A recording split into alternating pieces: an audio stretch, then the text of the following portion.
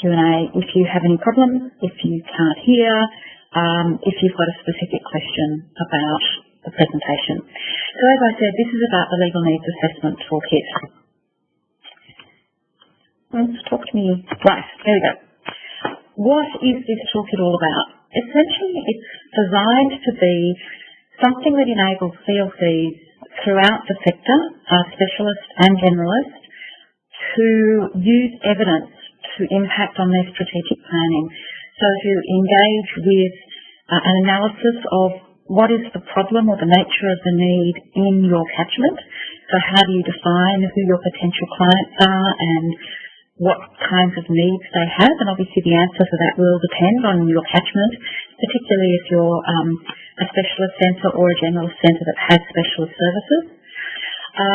What the toolkit will give you is a way of really focusing in on what are the goals of your centre, what are your objectives, and maybe where you might like to see some changes. So changes that will impact best on the problem or need that you've identified. And the third key aspect of the strategic planning toolkit is it's really encouraging you to think about the current allocation of your resources and whether or not there's ways that you could be adjusting that allocation to make sure that the resources you have are being used most appropriately, most efficiently to meet the need in your community. So in all, the idea of this toolkit is really to give you an opportunity through an analysis of different data sources to both confirm and potentially challenge your existing practice and assumptions. So for many centres who've done this work previously, what it's given them is some very specific data which enables them to justify their existing practice, but that may also give them ideas and motivations for changing their practice. And it may also challenge some of the assumptions that you have about what you're doing and who you're doing it for. Working through this process that the toolkit offers also gives you an opportunity to really clearly think about the activities that you're doing and how they link to your objectives and obviously to the need that's in your community. I mean, what we would hope through the strategic planning process is that you're able to really clearly identify the need in your community, identify some very clear objectives about what it is that you are hoping to achieve through the activities that you do. So really directing those activities to the need that's in your catchment. So linking up very clearly, strategically, the connection between the need in your community, the activities that you do, and how they then meet the objectives that you set. Through doing this work, another key outcome is that you'll be given some really compelling evidence and strategic thinking that you can use behind some funding applications. And we've also found that it's very, very helpful for setting up evaluation frameworks. So there's a whole lot of different ways that this work can be applied within the work of CLCs. Can I just briefly ask that the people who recently joined mute their microphones once they've made sure that they can hear me, just so that we reduce the amount of background noise. Thanks very much. So what is the Legal Needs Assessment Toolkit? There's a couple of different parts to the toolkit. Actually, I'm just going to mute those microphones myself. Just give me one moment to do that. There we go. Okay. So the first thing I need to explain is what is the Legal Needs Assessment Framework. This now has a bit of history in the sector. It was first started following some work done by a consultancy firm called Judas Stubbs and Associates, and what they were asked to do by NATWAC was to develop a framework for CLCs to be able to assess the distribution of legal need in their catchments. So what they did was they looked at the available research that at that time suggested what were the underlying triggers or drivers of potential legal need, particularly because we're CLCs, in the context of disadvantage. So they came up with a number of indicators or a number of attributes that people may have, and the idea is that by having one of these or multiples of these attributes, that for that individual, there is potentially a higher chance that they will end up having the kind of legal need which CLCs are there to service is the wrong word, can't think of the right word, but there's meat, I guess, there to assist with. And so they started this process. Over the years, NATLAC has invested quite a lot of money in updating that assessment framework, making it more relevant to CLCs. We had originally a pilot just in New South Wales. This is now the third version of the National Toolkit with different trainings along the way, different feedbacks from CLCs. So hopefully it's starting to get closer and closer to being something which really matches the needs of CLCs when they're thinking about what legal need may exist in their communities and where it's distributed. So where in your catchment are there potentially higher numbers of people who may need your services. So that's part of the toolkit, which we'll get to. The next part, which is important to understand, is the toolkit gives you an opportunity to interrogate the work that you're currently doing. So obviously the majority of CLCs are currently using CLSIS and will be moving on to CLASS. There are currently CLCs using other forms of databases to manage their client files. This toolkit is appropriate for all of those scenarios. So currently it works with CLSIS. When the sector moves on to CLASS, there'll be a new version of the toolkit which allows you to continue using it in that CLASS environment. So everything that we're doing today will be directly applicable to what you do over the next 3 months or so while CLSIS is still in commission. And then once you move on to CLASS, there will be new versions of the parts of the toolkit which relate to getting your data out of the database. For people who aren't using either CLSIS currently, and I'm not sure if everyone's going on to CLASS or if people who've got their own databases are continuing with theirs, but in the toolkit there's very clear instructions about how to get out of your database the kind of information which will allow you to undertake this project in the same way as the people who use currently CLSIS in the future CLASS. The big difference is that if you're on CLSIS, that we have provided you with the queries that you need to actually get the correct data out of your database in order to answer very specific questions which the toolkit encourages you to ask about what you're currently doing and who you're doing it for. So it is applicable to everybody. There's just a bit of extra work if you've got your own database. And in the future there will be, we're hoping February, the minute the changeover happens, that there will be new queries which can be run in CLASS to enable you to continue using the database.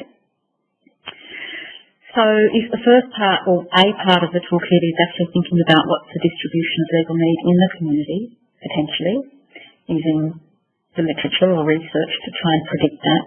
And another part of the toolkit is about better understanding your own work and who your clients are and the kinds of problems they're presenting with.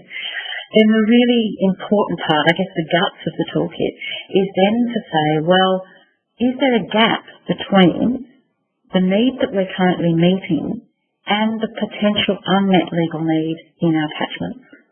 And to have a look at what the nature of that gap is, whether we're over-servicing in some areas, under in others, and really trying to ask some questions and answer some questions about, are our resources placed in the best possible way? Are there areas where we really need to find additional resources in order to meet the need that's there?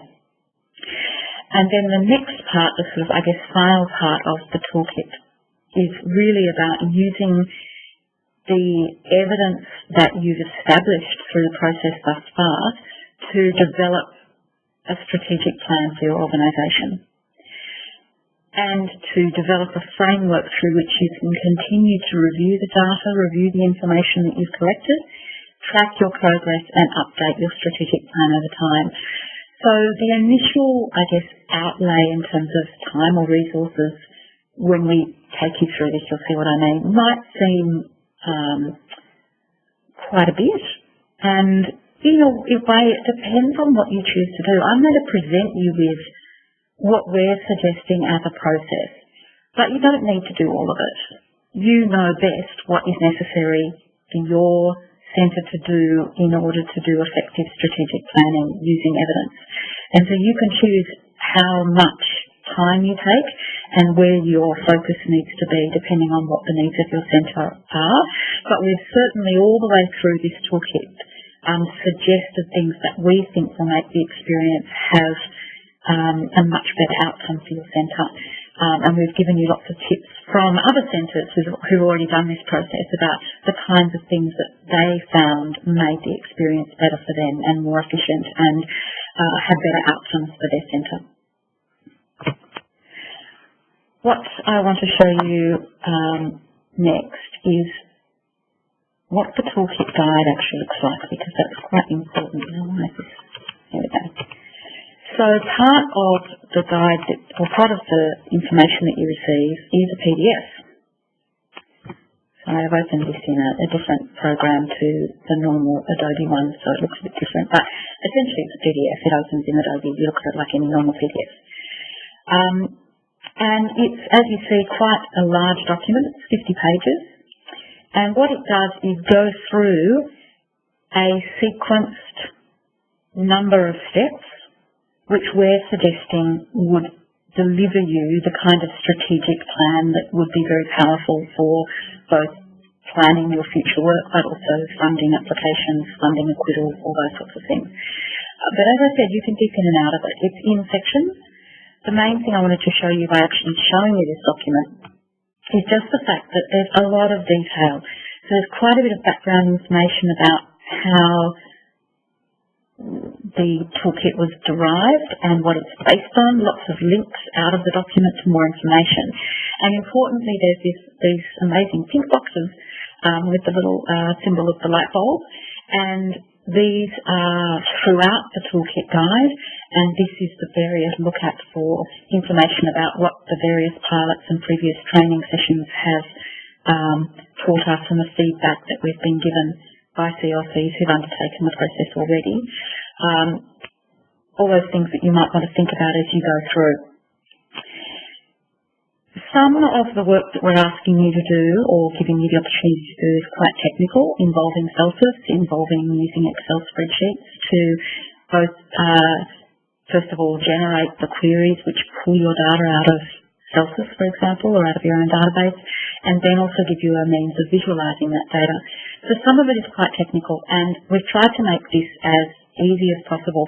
We've pretty much assumed that you've never used CLSIS and that you've got no idea how Excel works. And all the way through this toolkit guide, there's lots of screenshots. So here's the section of the guide that talks about how to download the queries, import them into CLSIS, delete old versions, run the queries, copy the data, all of that sort of thing. So it's pretty much blow by blow with all of these screenshots.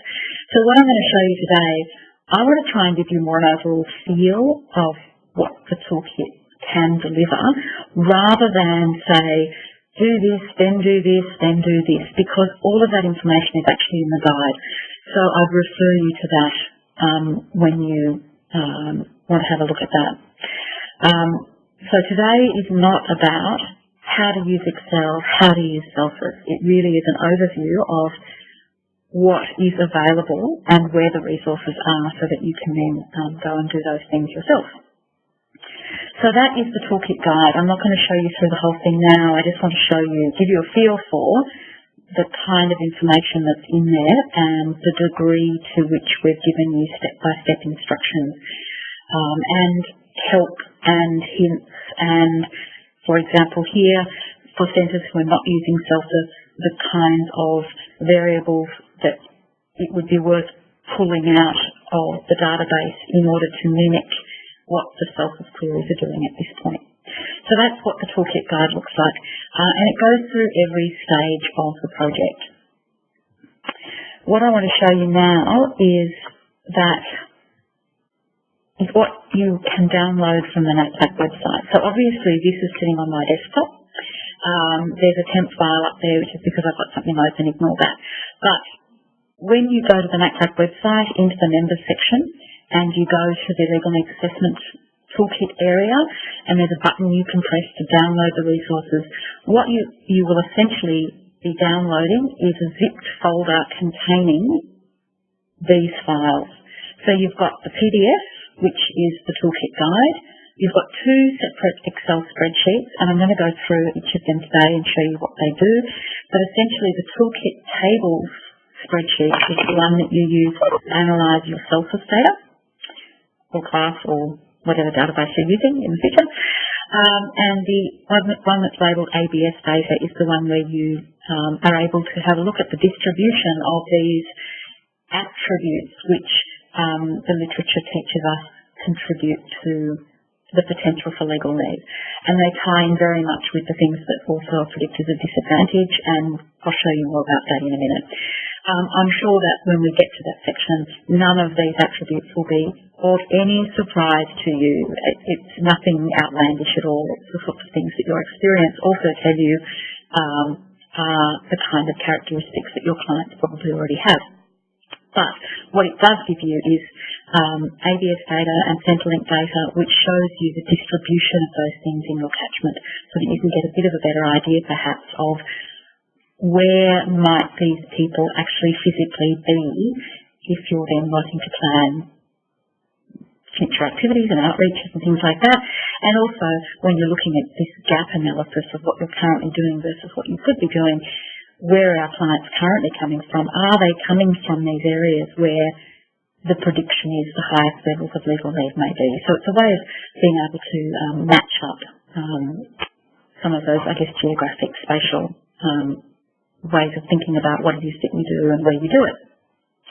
The last bunch of files here, these SQL files, are the queries. Now, I keep talking about queries. All a query is an instruction that tells your computer basically what data to get out of your database. So your database, whether it's CLSIS or whether it's something you've designed yourself, is essentially a bunch of tables that are all connected up, and all the queries do is say, for example, go and get me all of the clients, all of their ages, all of their addresses, that sort of thing, and brings it back to you in one consolidated table that you can then use as the basis of your analysis. So that's what those queries are. So when you download this material from your website, these are the files that will be in the zip folder that you get from the website. So what is in fact this toolkit? What's the step-by-step idea behind the toolkit? There are three main sections in the toolkit guide. The first one is the area where you start thinking about what is your service and what is the need that your service is currently meeting. Can I just ask the person who just arrived to mute their microphone? There's a couple of microphones that are open. It just creates a little bit of background noise. Thanks very much. So the first task that we ask you to do is to describe your service. And what we mean by that is go and get out and put in front of you all those documents you have that speak to what it is your service is there to do. So it might be mission statements, it might be previous planning that you've done, it might be other notes that you've taken at workshops about how you see yourself, what you see yourself doing, how do you fit into the community, how do you fit in the context of other legal services or other not-for-profit NGOs who are working in the same area that your clients are in. The second thing then we ask you to do is have a look at your centre's data to understand the need that is currently being met. So this is where you're using your CLSIS data, for example, or your other database, and interrogating it to find out what are we doing, who are we doing it for, what are the problems that these people that are coming to us have.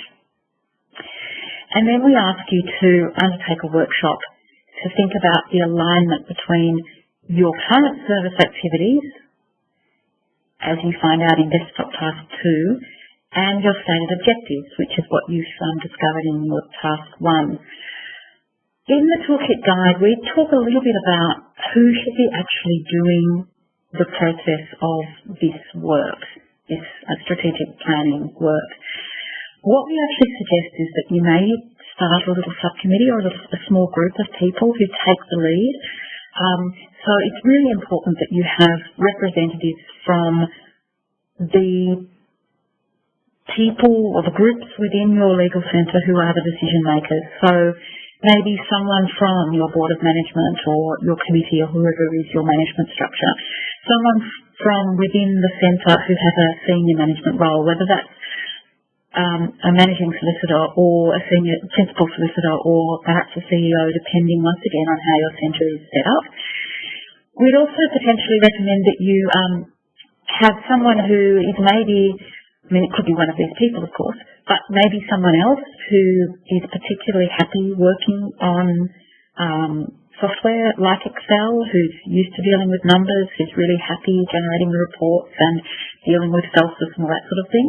Quite a few of the centres found it works really well to involve someone doing a university internship, secondment, that kind of thing. So maybe someone who's coming for a semester 1 day a week who can take the lead on that part of the project and be involved in the strategic planning process and potentially help write that up at the end.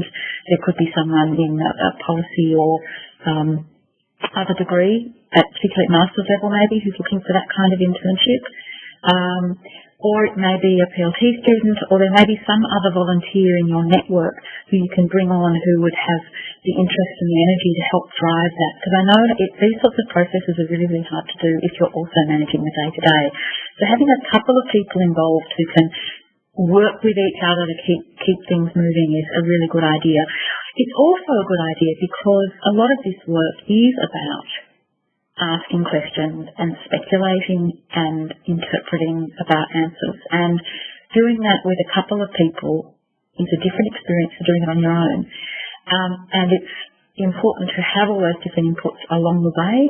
It's also really important to bring people with you along the way, which is also why we suggest these workshops, because this is a way of maybe having a broader group from your management committee, from your staff, involved in the process, not necessarily involved in getting the data out and producing the paperwork that then is the focus of the discussion, but that they're involved in the thinking that goes along the way. And we think that's a really important part of this process.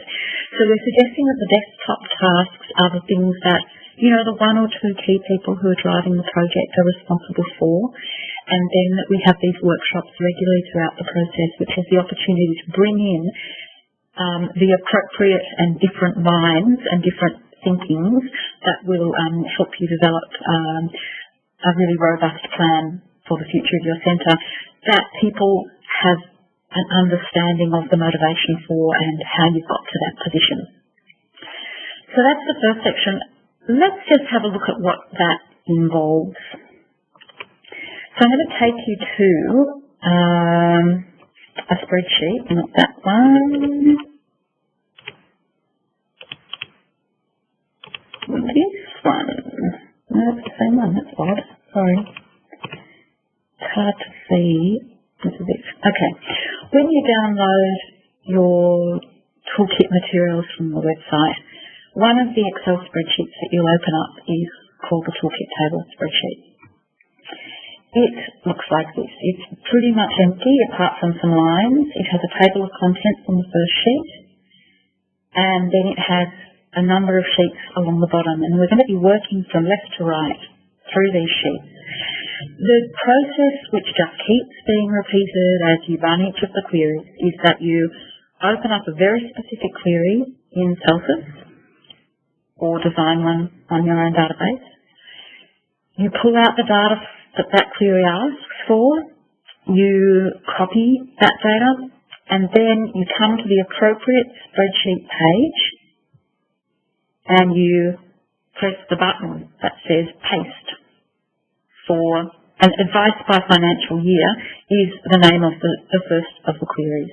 So each time what you're doing is finding a query of a particular name, and this is all in the toolkit guide, you just follow it step by step by step, but you find out the name of the query you're supposed to be running, you import it into CLSIS, you run the query, the answers, or the spreadsheet with all those figures from the database pops up on the screen. You copy that data, which basically on a PC is Control A for select everything and then Control C for copy. On a Mac it'll be a bit different, the button that you press, but whatever that shortcut is, select everything and then copy it. And then the paste is using this paste button. So you just click on the paste button, and what it will do is populate this spreadsheet with a bunch of figures, like a table, which won't look very exciting. But then when you go to the next sheet along, something more exciting will pop up. I'm going to leave this empty spreadsheet now because it's not very interesting empty, and I don't have a live access to a CLSIS data set that I can use to populate it as we go. So what I'm going to switch to now is a spreadsheet that has some dummy data in it. Where is it? Sorry. This one. Here we go. So it's the same, basically exactly the same document, except there's some dummy data so that we can actually have a look at what things look like. So we've got this first page, which is shortcuts to each part of the document, which will be handy later on once you've actually got all your data in there.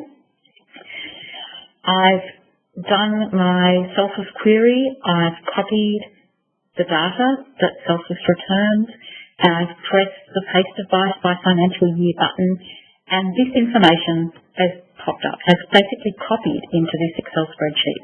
So the data that CLSIS retrieved using the query has now been pasted into this Excel spreadsheet. I can look at that table and I can run my eye across it and I can make some, I can think some things about what those numbers might mean. But there's much better ways of actually looking at data, and this is one of them, is to make some charts. So what we've done here is given you two different charts. One that's advices per financial year by funding category, and a second one that is total advices for the selected funding category. So what that means is that you can come to this table at the top of the screen and you can choose, first of all, which financial years do you want to include in your chart. So here we've already got 10, 11, 11, 12, 12, 13, 13, 14, 14, 15. I want to also include 15, 16. So you see what I just did? I clicked into the cell and that made a little arrow appear on the left. Except my cursor, there we go. Arrow appeared on the left. I can then run my cursor down and select the financial year that I want to add. I don't know if you saw it, but it changed dynamically what was in the chart below. So this extra year, 2015-16, has been added to the chart. These charts may look quite small on your screen because of the resolution of the laptop that I'm on. Of course, once you're on your own system, you just resize everything, you do whatever you need to do. And that's the advantage of having this in Excel, that you can then, once you've got the data in there, you can keep playing with it to put it in the format that's of most use to your centre. And then copy these charts into a Word document as you present reports, for example, or into PowerPoints or whatever you want to do. Put them in your own colours, all that sort of thing. So at the moment, all I'm showing is the generalist services for each year. But I can select up to 5 different funding categories. Now, the funding categories will come up depending on the funding categories you've got set up in your CLSIS. So every centres will be slightly different. But I'm going to go and pick some here. Some different services, the different funding categories that this pretend centre has. Now, I hope you can see that as I'm doing this, the charts are being updated to have different information.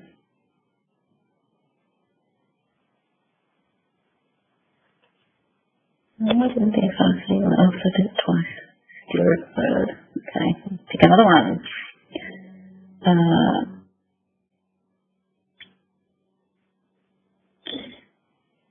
So obviously you can do, if you've got less than 5 funding categories, it's easy. You can put them all on one. It's just not a very good one because it's going to be so little. You can put all 5 of them on one chart. But the way this is set up is to have a maximum of 5 funding categories on the chart. If you've got someone who can drive Excel, then obviously you can change this to be whatever you need it to be. But this particular CLC has lots of funding categories, so I've just chosen 5 of them to go onto this chart.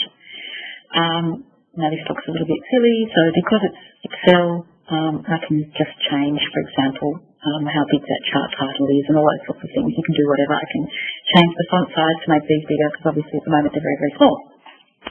But what I'm seeing on the left here is just orientating ourselves to the graph, which is always a good idea to start with. On this bottom horizontal axis, I've got financial years, so I've got them in chronological order. 10, 11, 11, 12, 12, 13, etc. up to 15, 16. On this vertical axis, I've got the number of advisors. And what these lines are doing is just connecting up some points that speak to how many advisors, in this example, did the DV Pass funding category provide in the year 2010-11.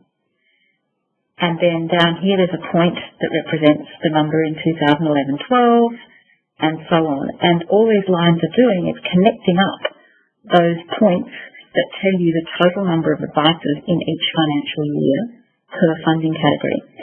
Now, I don't know this centre, but obviously, here's in this financial year they didn't have any funding under this particular funding category, and then they did quite a lot of advisors over 2 years. It's dropped in the third year. Now, I don't know what the story behind that is. Obviously, I can make a pretty good guess that their funding only started in 2013-14. Maybe it was for a specific amount of time and it ran out partway through the year 2015-16. But I don't actually know that, because all these numbers are numbers on the screen. And obviously having the data to look at and interpret is important. But as I just said, the interpreting is the really important thing, because I could make up all sorts of stories to justify why these lines look the way they do. But you in your centre will be the ones who will actually really be able to think about, well, why do things look the way they look?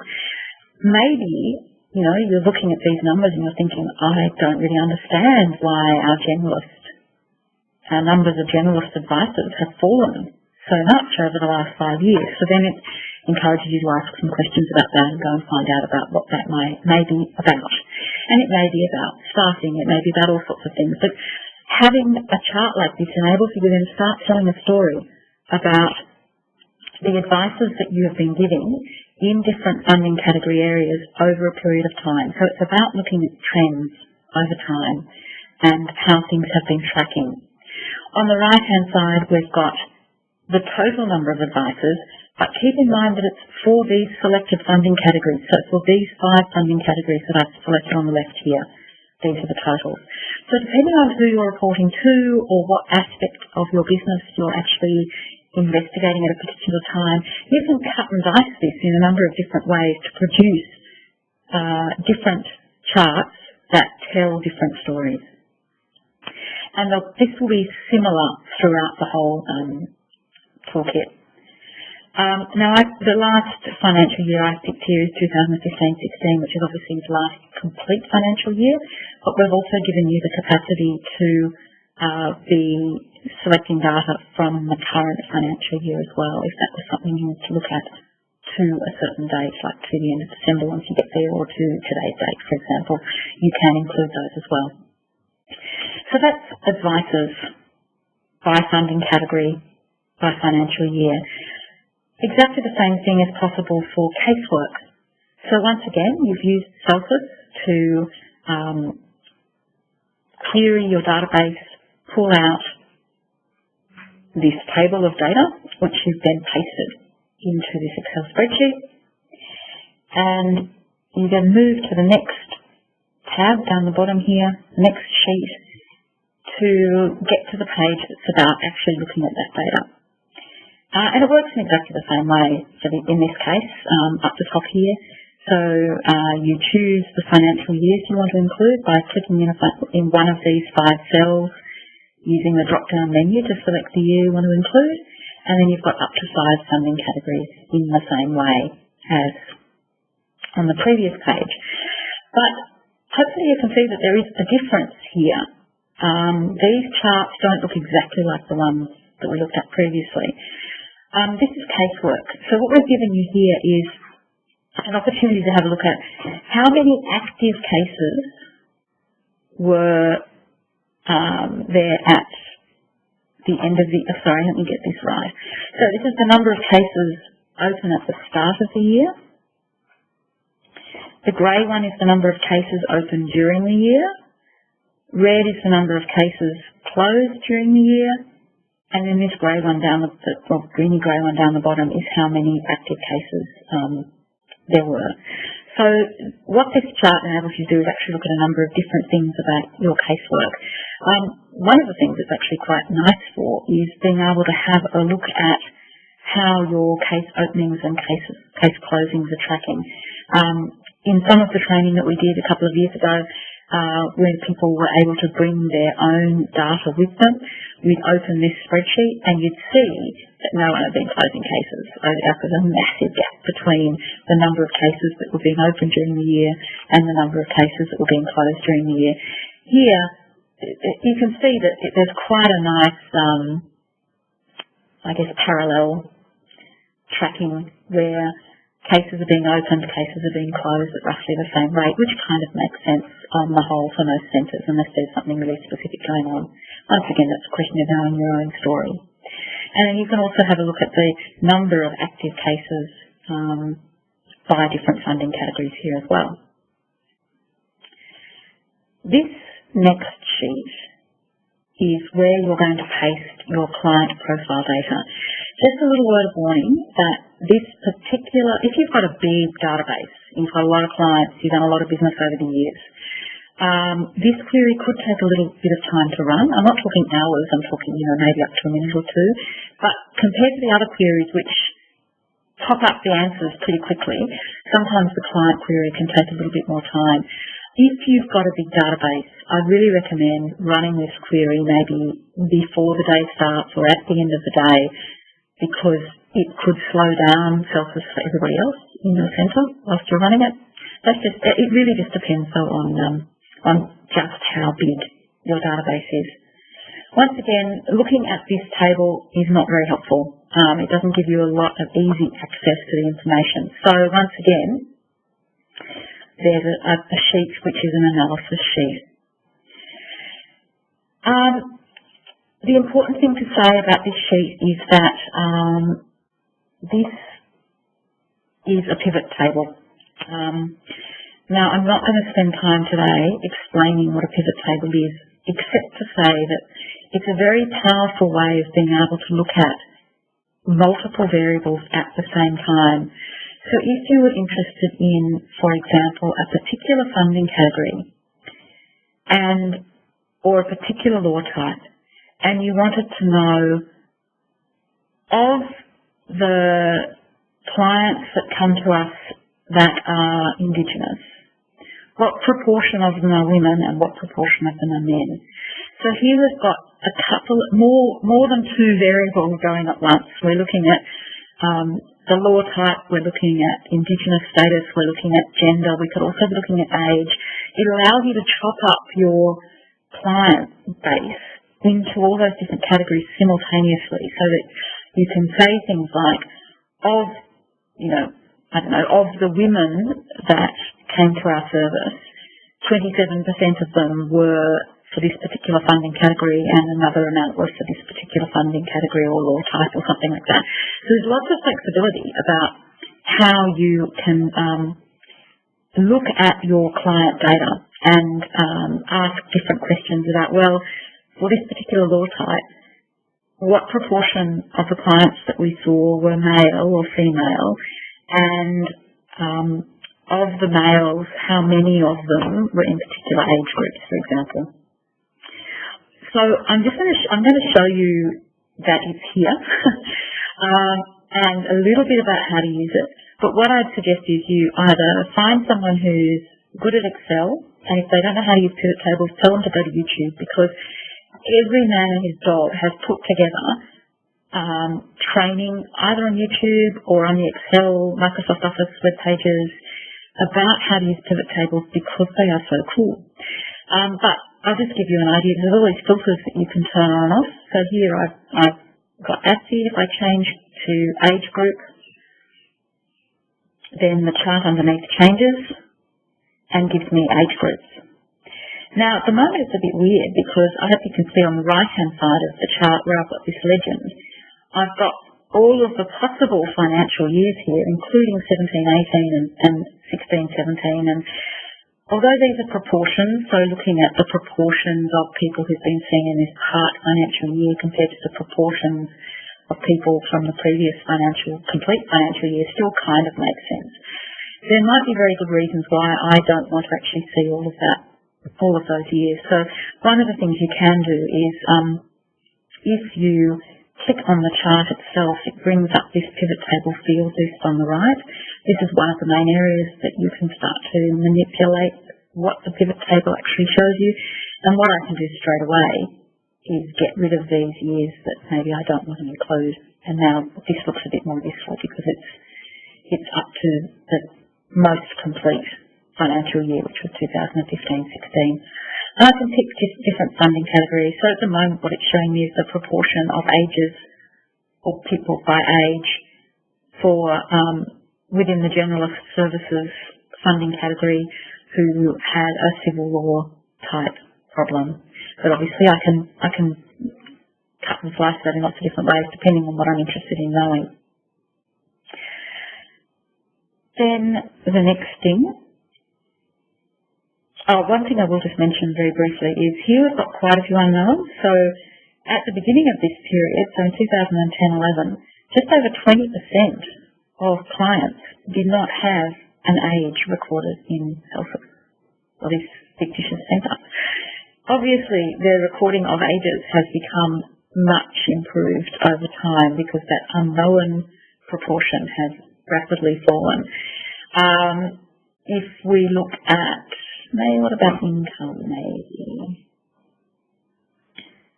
There are different variables.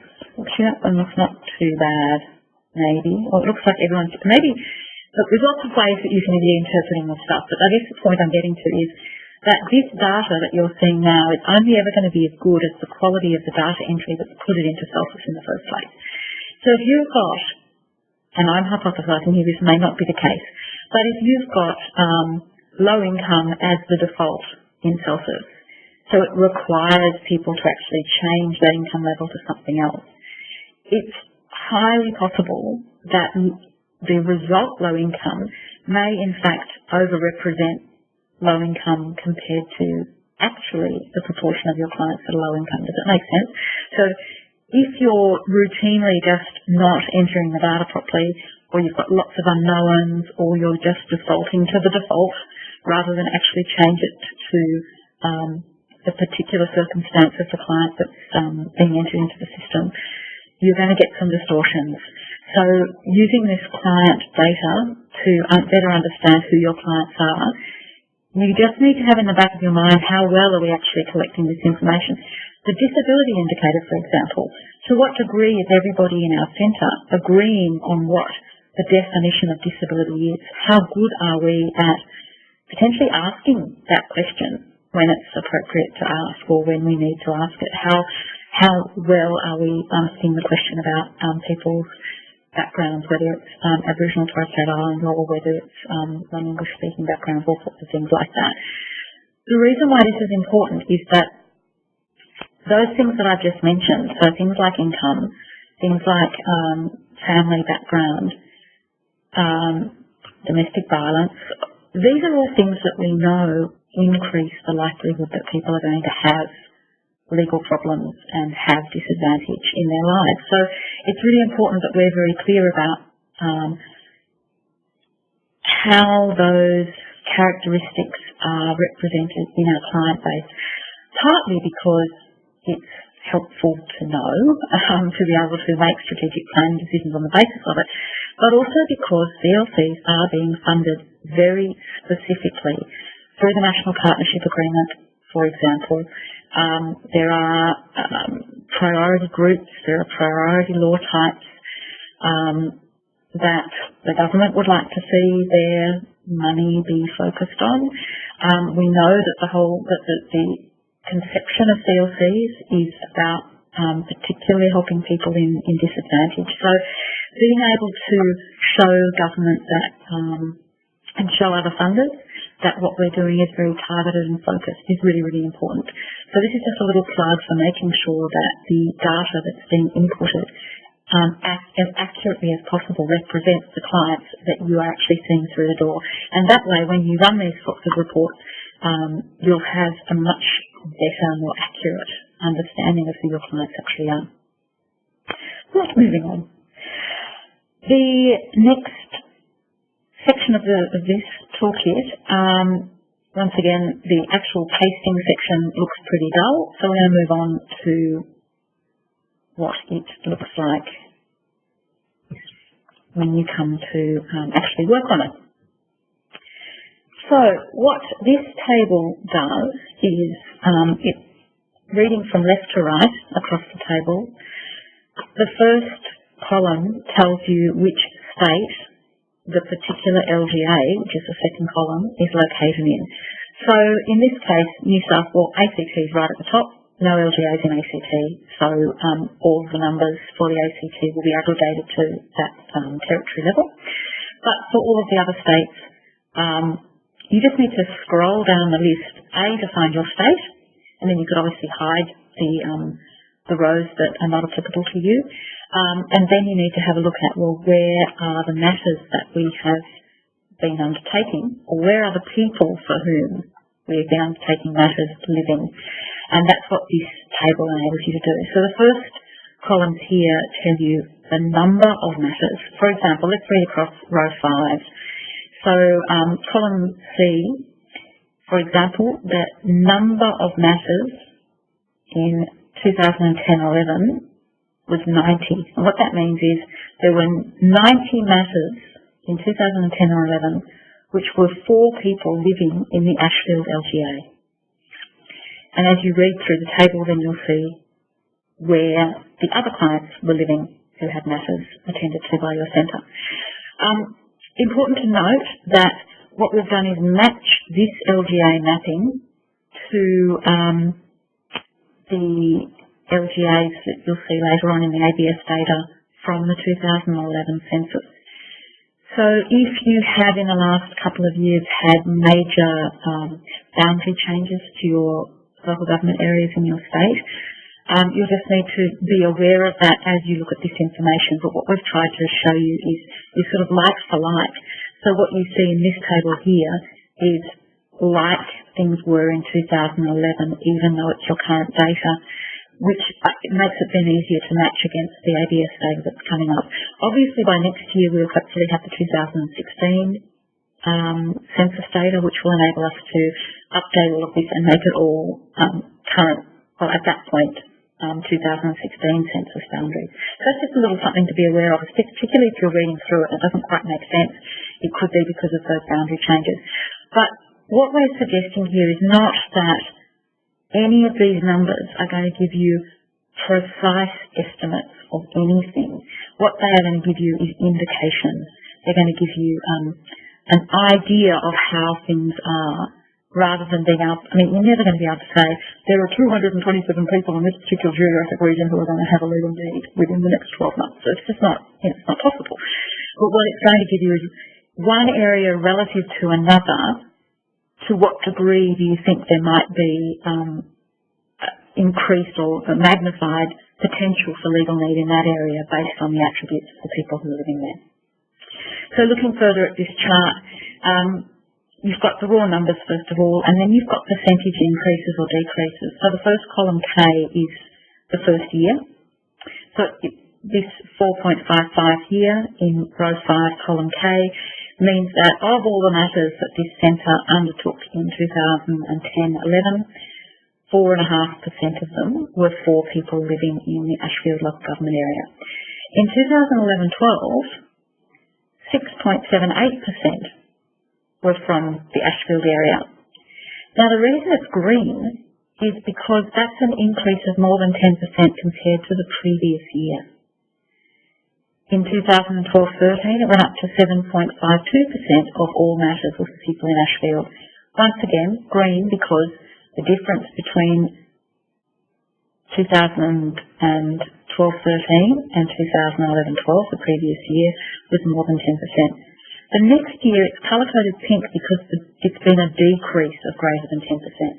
So if there's no colour difference, it means that the increase or decrease was less than 10% over the previous year. And if there's a colour, green means it increased by more than 10%, and the pink means it decreased by more than 10%. And you can have a look right up to the current year, how things are tracking. The final one is the is looking at over time the total number of matters over all years. So over 2011-12 up to the current date, what's been the change compared to this reference year of 2010-11? So basically over the last 5 years, how have things changed? Which could also be very useful because obviously, in some cases things change quite quickly, but when you're looking at population distributions and things, that can be a little bit slower. So it's just interesting to be able to look at both from year to year, but also compared to 2010 and 11, what proportion now. So once again, it's, 5.17 is the proportion of total matters for that entire period. It's an increase of more than 10% because it's green compared to the reference year, which is 2010-11. Now there's someone who has joined us who has an open microphone. Could they please mute their microphone just so that we don't hear extra breathing, things like that? That would be great. Thank you. Okay. The next important bit is advice trend by problem type. Once again, this is just another query that you've run. You've pasted using this button here. It's filled in this table with your data and then produced some charts to have a look at. This one, you can see, it's first of all the sort of higher level law type, and then it's the high level problem types using the CLSIS codes. This will obviously change the class codes next year. And it's allowing you to have a look at, for these particular problem types or CLSIS codes, how many advices have been given. I'll just quickly show you here that these final years, hopefully you can see that comment that's come up that says click to select as chart final year. So at the moment you can see, I'll explain what this chart is in a minute, but you can see it's got a final year at the moment of 2017-18, which is empty because it hasn't happened, and it probably won't happen in the life of this toolkit until we change over the class. And then we've got the current not complete financial year. So I might decide I'm interested in having a look at the current, what's been happening so far in this financial year, but I certainly don't want to include the next financial year, which hasn't happened yet in my chart.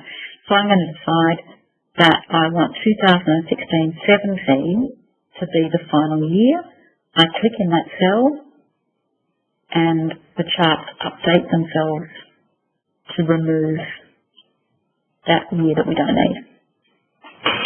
So let's have a look now at what charts are available on this page. It's a bit of a busy page, but it's a working page and then you can move things around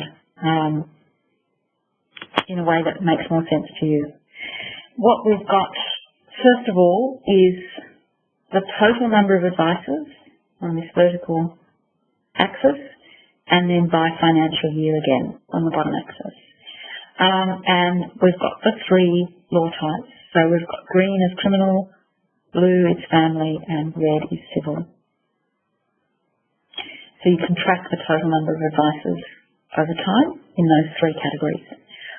Which is kind of interesting, but particularly if you're like the centre and the bulk of your work is civil, then that might not be so revelatory.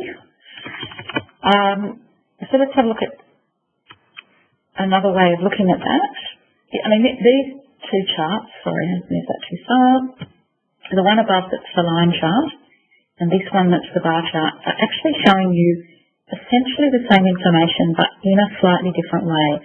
So up the top here, we've got the number of advices, and it's a point that's the number of advices in that particular financial year connected with the point that is the number of advices in the next financial year, etc., to create a line. So it's the number per financial year for each of those law types. Down here, we're looking at the proportion of the total advices which were each law type. So this one is the numbers, and this one is the proportions. So here, the axis has changed to be percentage of total advices from 0 to 100%. And when we look at the chart, we've got these bars. So in 2010-11, you can see the proportion that was family law, the proportion that was civil law, and the proportion that was criminal law. And what this shows you is a bit more easily over time how those proportions have changed. What it doesn't show you is the total number. So you could have done 1,000 advices in year 1 and 3,000 advices in year 2, and the proportions between the 3 law types remain the same. And on this bar chart, the 2 bars for each of those years would look identical, even though the actual numbers of advices that you had done had dramatically changed. So there's 2 different ways of looking at the same data to answer a slightly different question. So in this one, you're able to look at how the numbers have changed relative to each other, and here you can tell more easily how the proportion of each law type has changed relative to the others. We've got some other charts here which enable you to see also the proportions again of this first level problem type under each of the law types. So here's the family law one, and you can see, probably not very clearly because it's very small, but as I said before, you resize all this on your own computer. It'll look different on a desktop than it does on a laptop. And you can have a look at, of the family law advices we did in a particular year, what proportion of them were in each of these types. So you can see, for example, this blue here, property and divorce and separation, how the relative importance of those advices has changed over time. So the relatively speaking, we're doing a smaller proportion of property work under family law, and we've increased our proportion of divorce and separation work using these top-level codes. And I appreciate that part of this will depend on how you're entering things into CLSIS as well, as to, you know, what the top level is, and if there's multiple problem types involved, what we're choosing to put in the first category. And then we've got a similar thing for civil law and a similar thing for criminal law. As you no doubt remember, the civil law numbers were much bigger. When you look at these charts, though, because they're all talking about 100%, I guess just to say, to keep in mind again, make sure you know what you're looking at. Are you looking at proportions of a whole, or are you looking at absolute numbers? How many things happened in a particular year, or are you looking at what proportion of a total happened in a particular year? Let's go on to the next chart. You can see why we're sort of suggesting maybe you have someone actually run all this work and then you get together and talk about it separately. None of this actually takes very long to run, to be honest, because once you get into the flow of loading up the queries, running them, copying the data, putting them in the spreadsheet, you can actually populate this spreadsheet in half an hour. It's really not a big job. The bigger job is actually then going through and saying, well, you know, having a look at the data and thinking about how it reflects your current understanding of what your centre's been doing, how you might interpret big changes in the direction of lines or big changes in the proportions of things on other charts. So it's about then going through and telling the stories that give you the background or give you the context for what this chart is saying here. I mean, I have no idea why that has changed. It may be as simple as over time people have started putting one particular CLSIS code first compared to another one in cases of multiple things, or it may in fact be that, yeah, it could be a definitional thing. That's something that might come up for your centre. I just didn't mean to move that. Okay, let's have a look at the next one. Once again, this is a paste sheet, so it's not particularly interesting.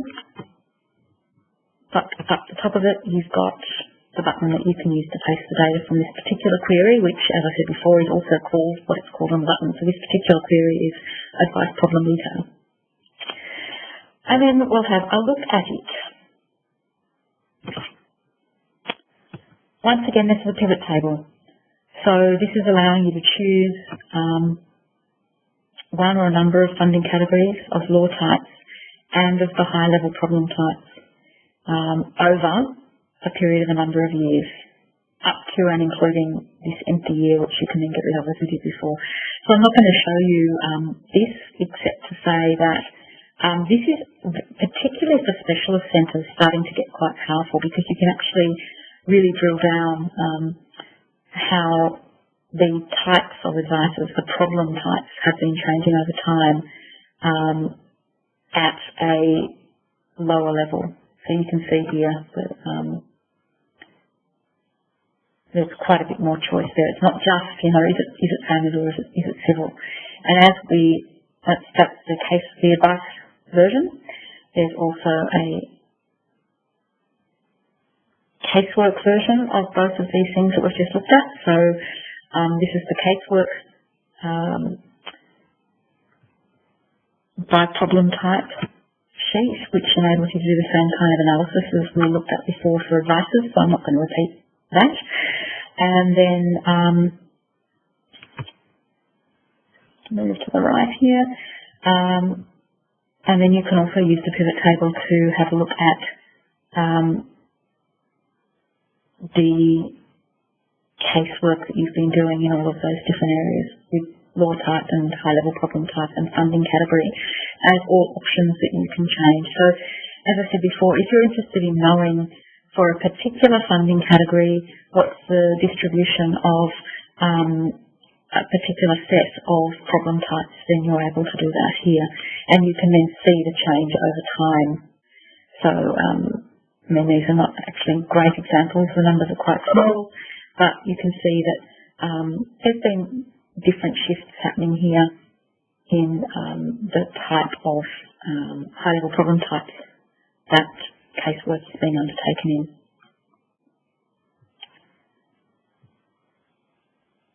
Now, the final sheets will be useful for different centres depending on the kind of work that they do. So this enables you to see non-casework activities in some detail. So if you're needing to produce a report of what kinds of activities you've been doing that's non-casework over a period of time, this enables you to count all that up. It will very much depend on how you've entered that material as to how it presents here. So if you're running the same project over multiple years, then obviously you'll have one title with numbers across a number of years, but as many centres do, they'll have one-off projects. So this list will be at least a way of being able to collect some of that information together. And the final sheet is about referrals. So you can have a look at, once again, you're pasting it in, and then you can have a look at matters, advices and casework-based referrals. If you wanted to, first of all, have a look at matters, this button is pretty small, but it's actually a sort button. If you click on it, it will sort this first column, which is the type of referral, by the number of matters that referral corresponds to. So here you can see that this particular fictitious centre uses other quite a lot when they're talking about referral, which is not very helpful possibly if you're trying to really understand the nature of where your referrals are going to and coming from. So that is the end of this particular spreadsheet. So this is the spreadsheet that we've provided to help you understand better the needs that you're currently meeting. And what I want to do now is show you the second major part of the toolkit, which won't take as long, don't worry, which is where you get to have a look at what the potential, the predicted types of legal need in the community might be based on the attributes of the people who are living there and the distribution of those attributes, how many people have those attributes within your community. So the desktop task 3 is to apply this legal needs assessment framework to your catchment, and I'll show you how you do that using the spreadsheet that we provide. We're also suggesting that a very helpful thing to do would be to conduct some interviews with key stakeholders. Now this could be other people who are providing legal type services in your either specialist or generalist catchment area. If you have specific kinds of clients that you work with more often because you're a specialist centre or you have specialist activities within your centre, then it might be talking to other NGOs or not-for-profits that are also working with those client groups. So this is an opportunity to better understand where they see the issues being, and maybe, in addition to the experience you already have, building up from other people's knowledge and enhanced understanding of your clients, where they are, the kinds of problems they have, and how what you are doing is connecting up with other services. This is obviously really important when you're thinking in terms of strategic planning, how what you do connects up within your catchment with the other providers who are working with your clients.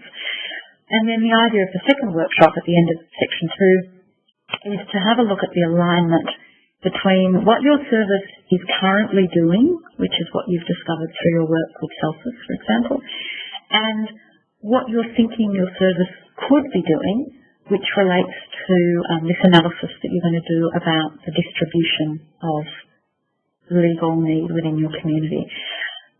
And just before we go and look at that, the final section of the toolkit guide is now combining that information, working with that information to develop a strategic plan. And we give you lots of different ideas about how to do that, and what sort of questions to ask, and maybe how to frame that, and where to also look for other advice about developing strategic planning, particularly based on evidence in the way that we're suggesting that you do it here. So what I want to show you now is the Excel spreadsheet that has all of the data relating to the indicators which are suggestive of increased legal need in a community, particularly in the context of disadvantage. So once again, we've got things by state. If you run your eye along the bottom of this spreadsheet, you can see that each of the tabs, each of the sheets relate to slightly different things. I'm going to look at Tasmania because the list is shorter, so it's easier to get it on the screen. But what you can see here in this Tasmania LGA sheet is all of the LGAs in Tasmania, once again, at the 2011 census boundaries, or at the boundaries at that date. You've then got across the top here the different indicators which literature suggests may increase people's likelihood of legal need, particularly in combination with each other. I'm not going to go through each of these in any detail now because that information is in the toolkit guide. We also refer you to the New South Wales Law and Justice Foundation law survey that was done a couple of years ago, and the really excellent report that they produced, which also talks about not just individual indicators or attributes of people and how they may contribute to legal need, but how different combinations of attributes may be predictors of different kinds of legal problems. So it goes into quite specific detail, and there's some of that in the toolkit guide as well that you can have a look at. But the idea is that once you've had a look at the toolkit guide and had a look at what kinds of legal problems might a social renter, for example, have a higher chance of having, people in different age groups, different kinds of legal problems, people from non-English-speaking backgrounds, single parents, being from Indigenous background, being on social security benefits, having a disability, and being on the age pension, all of these things are predictors or triggers potentially for different kinds of legal problems. So the idea is here to have a look at the distribution or the percentage of, in each of these cases, adults within these areas, so people over 15 by the definition that was put in the toolkit guide. So what proportion of people in this area are in a particular, of adults over 15 in this area in a particular age group? What proportion of them speak a language other than English at home? What proportion of them are single parents? That kind of thing. So you can have a look and see whether in your particular catchment there are, maybe you've got 5 LGAs in your catchment. Are there some LGAs where there's like a perfect storm, there's lots more people in that particular geographic area that have these kinds of risk factors that you may want to be then looking to reach more than you currently are, or to justify why you're putting most of your effort into a particular area, that kind of thing. I would just say some of these indicators are percentage, which is pretty clear. It's percentages, adults over 15. The definitions are all in the toolkit guide proper. But 3 of these the benefits, age, pension and disability indicator. These are all figures from Centrelink. So these are number of, in the case of age, pensions and disability, number of people per 1,000 in this particular LGA who have an age pension.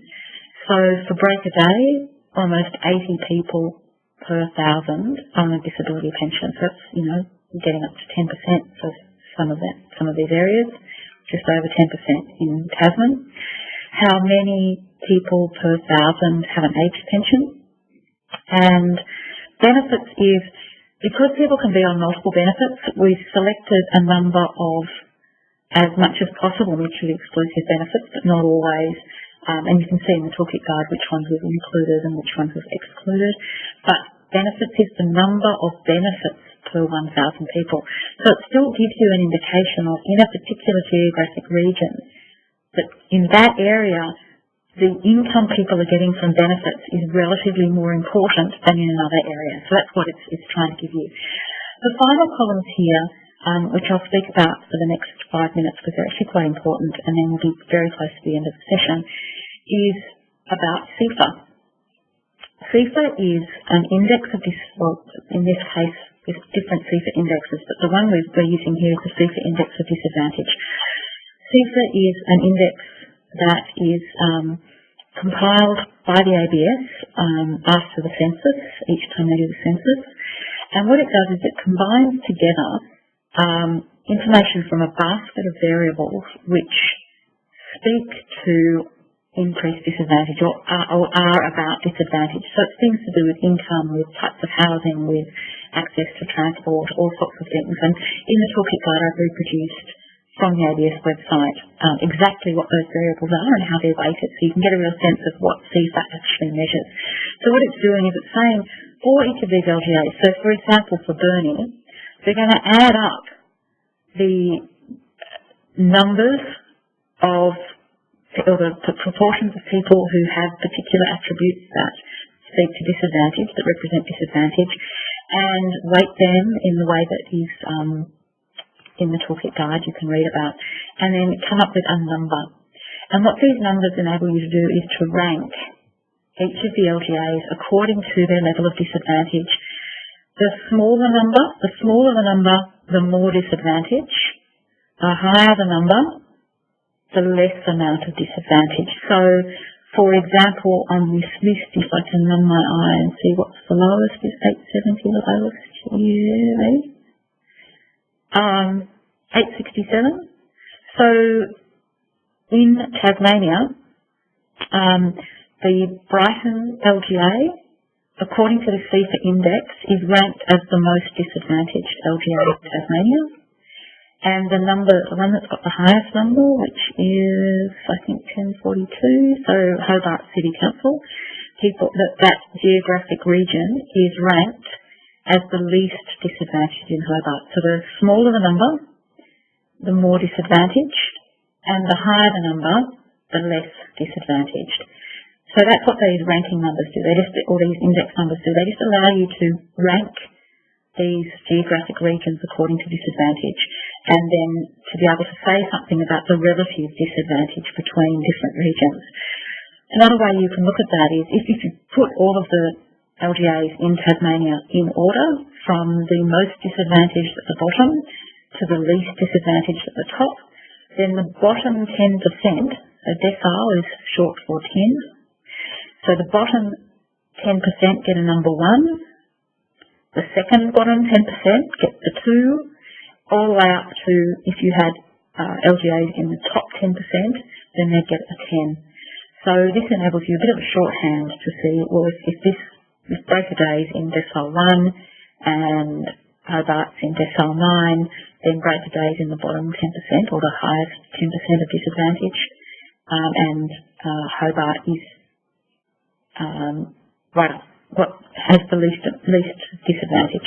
Now it's really important to note that this is about the geographic area, so it's aggregating a lot of information about individuals, but what the index is telling you is about the area. So we're not saying that, we're saying that the people who live in these particular areas are living in a geographic region that is one of the most disadvantaged in Australia, for example. Not that all of the people living in that region are disadvantaged. That's an important distinction to make. So what we've given you here is the deciles for Australia and the percentiles for Australia. Obviously, percentile means that you're dividing by 100, so you've made this list and then you've cut the top 1% off, 2%, 3%, 4% down the list to give you these percentiles. Then we've also given it to you by state because it's not just that, I mean, obviously, when you look, for example, at Tasmania compared to the national averages, on the whole, there's higher levels of regions that have higher levels of disadvantage compared to the national averages. So you can see that there are some LGAs here who will rank better in Tasmania than they will nationally. So this is just a way to be able to, I guess, have a look at both relative to other LGAs in your state, but also relative to LGAs nationally. And then finally, on the right-hand side here, we've got a minimum and maximum score for SA1s in an area. Now, if you've never heard what an SA1 is, it's a geographic region that the ABS uses. It's the smallest region that they actually provide data for from the census. It represents, on average, about 400 people, between 200 and 800 people, depending on the density of the area. So within an LGA, within a suburb, there can be many SA1s that are added together to make up that suburb. If you've got a suburb with a lot of diversity, where you've got pockets of intense disadvantage and then pockets where there's a lot less disadvantage, you're going to have, like here, for example, in Burnie, minimum scores for some SA1s that are very, very low compared to the maximum scores for other SA1s in that same LGA. So what that means is within Burnie, there are a number of SA1s. Some of them have very low index numbers, which means they're very, very disadvantaged by comparison to others. And then some of them have what are relatively high index numbers, which means that they're much less disadvantaged compared to other SA1s, other small geographic regions within the LGA of Burnie. What this means is you need to have a look and see for your LGAs just how consistent maybe or how lacking in diversity is that LGA in terms of disadvantage. And what you can do is we've also provided you with, for the census data, we've provided it for you at suburb level, including the CEFA indexes at suburb level. For the Centrelink data, we've been able to provide it at postcode level. And we've also given you in the toolkit guide some help about how to go onto the ABS website if you need to do some more finely grained analysis in your catchment because, for example, in the area where I live, it's rapidly gentrifying. There are some pockets of extreme disadvantage focused around some social housing and until recently around some quite aged populations from migrant groups that came, 50, 60 years ago. And then there's also rapid increases in housing prices. So within the LGA in which I live, there are, I think, something like 16 or 18 SA1s, and they range from being in the first decile, so the bottom 10% ranked of all SA1s in the state, up to 10, so in the top 10%. Of least disadvantaged. So if I was thinking just about my LGA in total, I wouldn't have a very good idea really about, because I think that on average it's like a 7 or an 8. So if I just looked at the average for the LGA, it wouldn't tell me that there are actually pockets of extreme disadvantage within my LGA. So if you're looking at your suburbs or at your LGAs and you're seeing that there's really big discrepancies between the minimum and the maximum scores for your SA1s, I'd really advise you to have a look in the toolkit guide and go onto the ABS website and do some further investigation because you can download that information relatively easily from the ABS website. They even have capacity for you to map some of it so you can see what it looks like. And if you're working in an area where there are those extremes, then I would really recommend doing that and getting a much better picture, much more finely grained picture of exactly what your catchment looks like.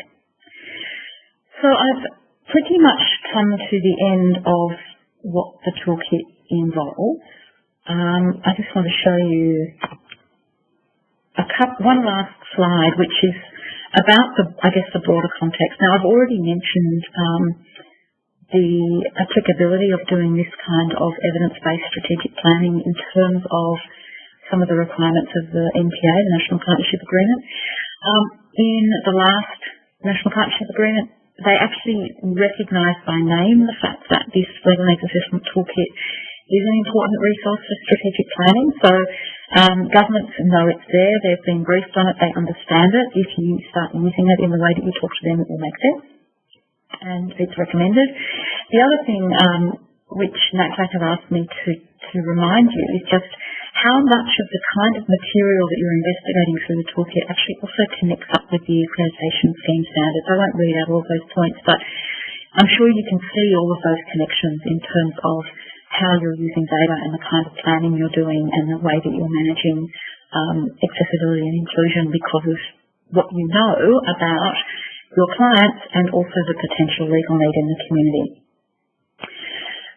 The last thing I'll say is that if you go and download the website, go and download these tools from the website and you have any problems, the person to contact is Chantel at the NATCLAT office, or just ring the NATCLAT office and say it's in relation to the toolkit and they'll put you through to Chantel.